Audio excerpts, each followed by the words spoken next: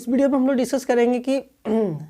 जो बच्चे मतलब पूरी तरह से मैथ नहीं पढ़े हैं, जिन्हें लगता है कि हम थोड़ा सा मैथ में कमज़ोर हैं, कमज़ोर तो होते कोई नहीं, लेकिन वो मेहनत नहीं किए होते, जिस कारण से वो उससे सारा क्वेश्चन सॉल्व नहीं होता, तो उसे लगता है कि जो है मैथ में मुझे दिक्कत हो रही है। ठीक है, तो मैं कुछ इस वीडियो में खास वही चीज़ मैं बताने वाला हूँ कि जो बच्चे नहीं पढ़े हैं, जिस बच्चे को लगता है कि मैथ में कौन कौन चैप्टर पढ़े हैं जिस चैप्टर से क्वेश्चन बन जाएंगे, और ये नहीं कि हाँ बनने का मतलब या फिर क्वेश्चन है कि चलो 20-30 नंबर 40 नंबर 30 नंबर 5 नंबर ले, ऐसा नहीं है।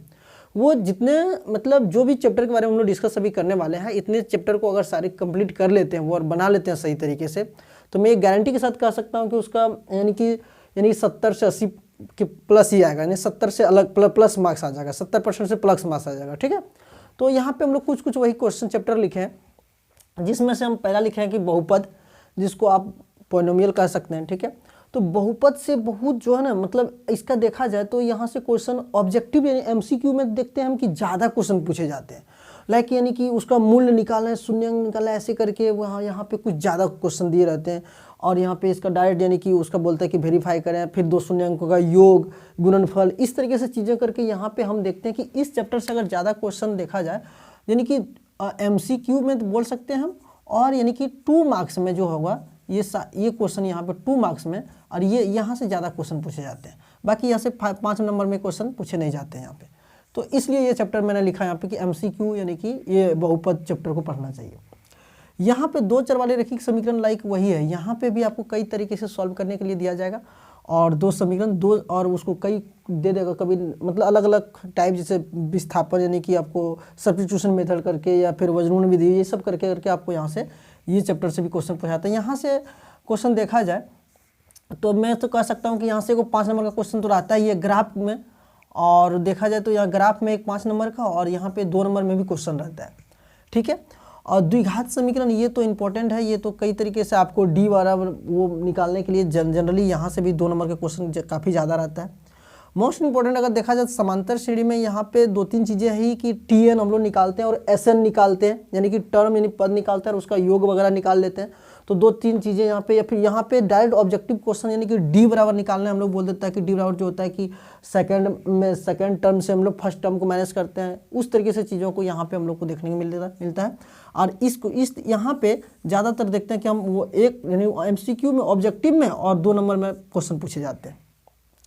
यहाँ पे भी ये इम्पोर्टेंट चैप्टर भी होता है। यहाँ पे देखिए हम डायरेक्ट ले लिए समांतर श्रेणी के बाद कई चैप्टर बीच में छोड़े, और हम डायरेक्ट ले लिए इसको, यानी कि 5 के बाद 6 छोड़े। ट्रायंगल क्यों छोड़ दिया? ट्रायंगल ऐसा नहीं कि ट्रायंगल गलत है, ट्रायंगल बहुत इंपॉर्टेंट चैप्टर है, लेकिन क्या है कि रीजन वो थोड़ा लेंदी क्वेश्चन बनते, लंबे क्वेश्चन बनते, कुछ वहाँ पे थ्योरम्स हैं जो कि बच्चे जो कभी नहीं पढ़े हैं, जो लगता है कि अब वो तैयारी लास्ट में नहीं कर पाए, और वो लास्ट में उतना बड़ा थ्योरम करेंगे तो उससे क्या दिक्कत हो जाएगा वहाँ पे। ठीक है, इसलिए मैंने उसको क्या किया, स्किप कर दिया। बाकी लेकिन हाँ, जो पढ़ने वाले जो कंटिन्यू पढ़े हैं, जो सही तरीके से करते हैं स्टार्टिंग से, उसके लिए तो मोस्ट इंपॉर्टेंट चैप्टर है ही वो। ठीक है, और आगे के लिए भी है, इन फ्यूचर आप जब भी पढ़ाई करते हैं आगे, तो उसमें भी बहुत ट्रायंगल का यूज होता है। यहाँ पे ट्रिगोमेट्री, ये तो एक प्रकार से आप कह सकते हैं, जहाँ भी कोई भी टीचर भी पढ़ाते हैं, कोई भी पढ़ाते हैं, हम यहाँ दोनों लिख दिए ट्रिगोमेट्री यानी त्रिकोणमिति, और हाइट एंड डिस्टेंस, यानी कि यहाँ से आपका देखा जाए तो 20 से 25 मार्क्स यहाँ पे आप फिक्स कर लीजिए कि ये ट्रिगोमेट्री और हाइट एंड डिस्टेंस से होता ही होता है, और 5 नंबर, और ये अप्रूव करने के लिए क्वेश्चन,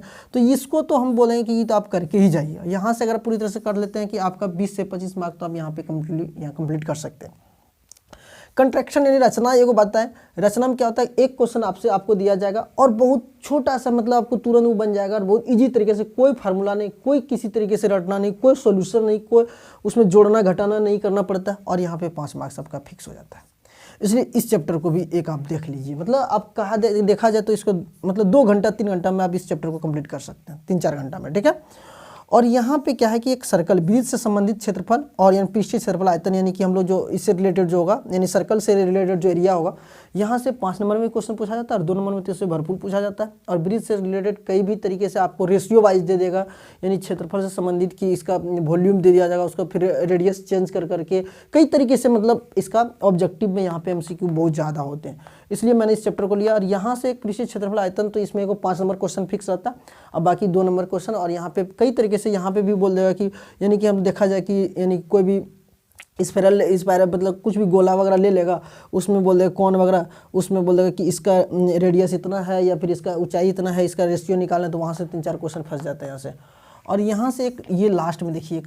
क्या मतलब स्टैटिक्स वाला वो सांख्यिकी वाला चैप्टर है, ठीक है। यहाँ से यानी कि मीन मीडियन मोड वाला जो कंडीशन देता है, ये फिक्स कर लीजिए कि आपका एक मीन मीडियन मोड से यानी कि मीन मीडियन मोड से एक नंबर ऑब्जेक्टिव में यानी कि आपको डायरेक्ट डाटा देके मीन पूछ लेगा, मीडियन पूछ लेगा, मोड पूछ लेगा, वो चीज़ वहाँ से। और दूसरी चीज़ क्या देता है कि इसका 5 नंबर में एक क्वेश्चन तो डायरेक्ट रहता है कि छोटा सा कि यानी कि मीडियम मोड निकाला ऐसे करके, मीन निकाला इस तरह करके इसका दिया जाता है, ठीक है। तो इस तरीके से मैंने ये सारा चीज़ एनालिसिस करने के बाद, हाँ बाकी चैप्टर ऐसा आप कमेंट में ये कह सकते हैं, पूछ सकते हैं कि बाकी चैप्टर जब छोड़ दिए इंपॉर्टेंट, हाँ इंपॉर्टेंट छोड़े तो ये उनके लिए है जो कुछ नहीं पढ़े, जो बहुत कम पढ़े, जो पढ़ने के बावजूद भी उससे नहीं होता है। मैथ में थोड़ा सा वो ज़्यादा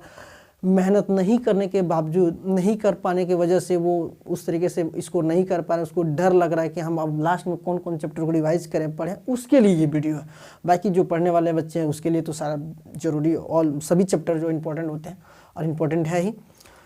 तो ज़रूर कमेंट करके बताइए कि आपको कैसा लगा ये सारा चीज़। मैंने कोशिश किया हूँ कि ये उसके लिए है कि आप इतना पढ़ के जाते हैं तो डेफिनेटली मैं गारंटी के साथ ये कह सकता हूँ कि आपका यहाँ पे 70 यानी कि 70 से 80 मार्क्स फिक्स हो जाएगा। यहाँ से यहाँ प्लस ही रहेगा लेकिन माइनस कभी नहीं होगा अगर आप इतना कंप्लीट करके जाते हैं। तो मिलते हैं नई वीडियो में, तब तक के लिए